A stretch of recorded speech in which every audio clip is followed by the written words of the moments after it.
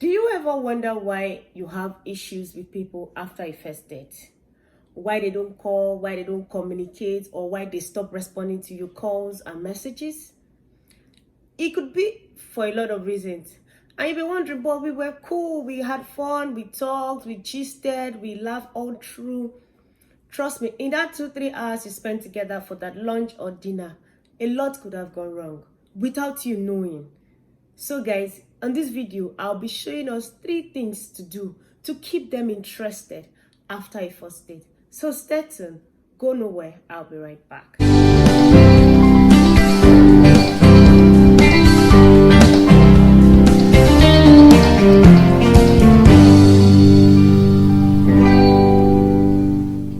Welcome back guys. First, I would like to say a very big thank you to everyone who have been following my channel, who have been watching my videos, who have been liking, who have been sharing it. You guys are the real MVP and I hope you guys have been learning from it.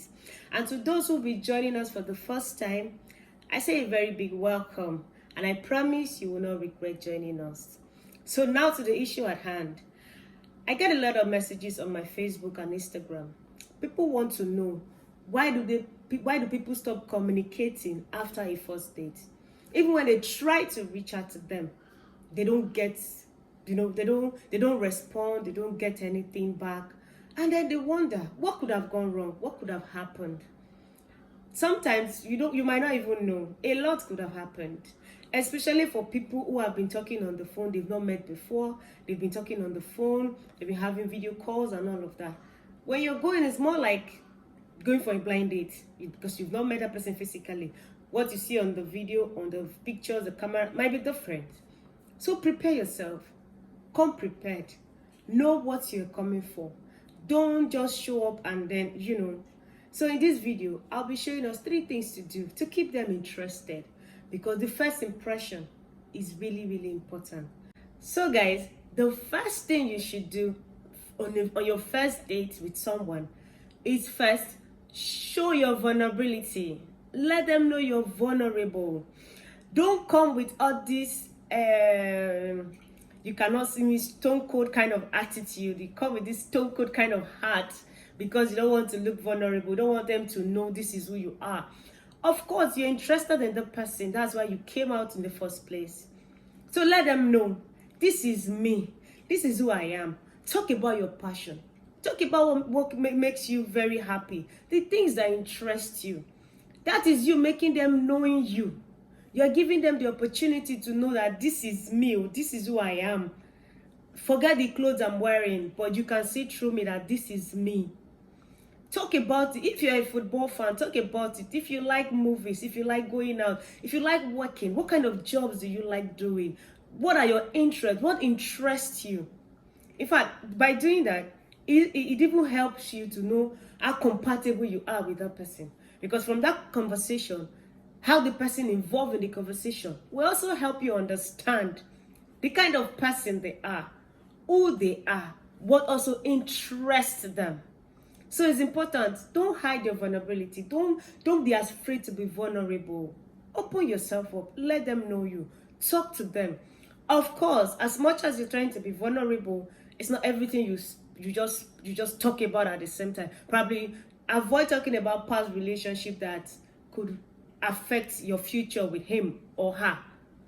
But let them know this is you. Be open for them to see and read through.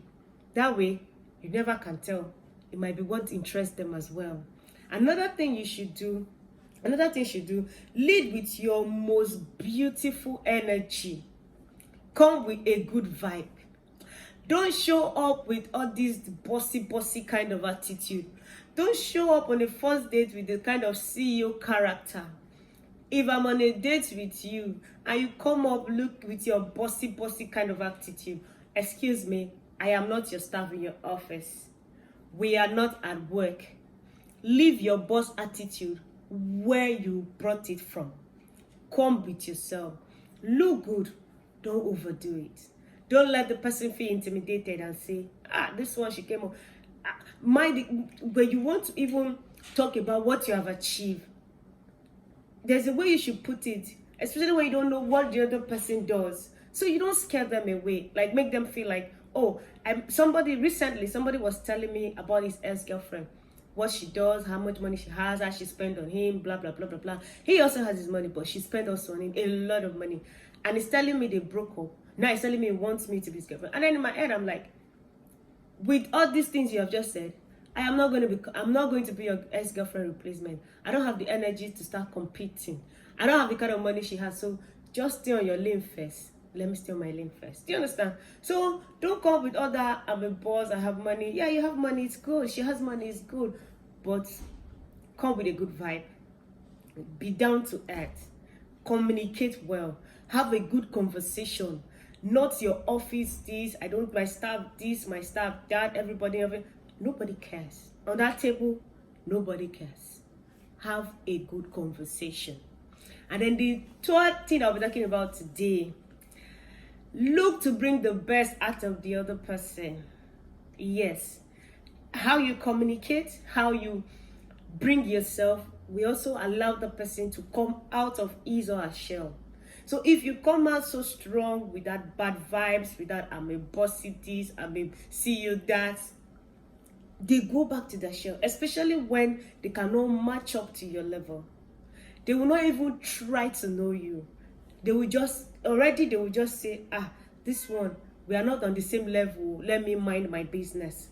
But when you make the atmosphere very welcoming, when you keep your conversation as cool as possible, the person sees your vulnerability, the person sees your energy, the vibes you have brought, the kind of conversation you're having, the person will be open to know you more. The person will be open to want to keep that conversation going. Do you understand? But by the time you come with all this bossy kind of attitude, you have sent them off already. So they're just waiting for the date to just be over and let everybody be going home. And that will be the end. So guys, for those of us who will be going for vow, this could be the first time you're meeting that person physically. Please take this very serious. Take it one step at a time. Don't go all blah blah blah blah blah and then tomorrow you come back and be crying after I've heard this stuff. Please watch this video and learn. And then again, another very important thing I would like to say, sex does not make them come back. Sex does not make them keep the communication. So as much as you want to have sex, avoid sex on your date. It is not the best thing. If you can, avoid it totally. Sex will ruin everything. Sex always spoils everything. So just take note of these things, guys. So thank you so much, guys, for watching.